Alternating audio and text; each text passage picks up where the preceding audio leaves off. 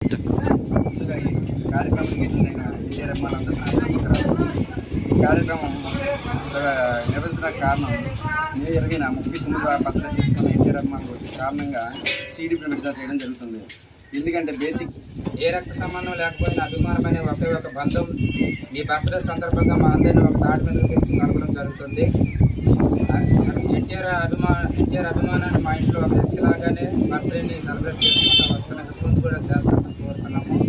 ప్రపంచమే గర్వించదగ్గ నటుడిగా మీరు ఎదగాలని ఆంధ్రప్రదేశ్లో ఏ రక్త సంబంధం లేకుండా ఈరోజు అందరం కలిపి ఒక తాటిపై పడుతున్నామంటే దానికి one and only reason young tiger NTR. ఆయన ఇలాంటి పుట్టినరోజులు ఎన్నో జరుపుకోవాలి. మా అందరి ఆయుష్ కూడా ఆయన పోసుకొని నిండు నూరు సంతోషంగా ఉండాలి.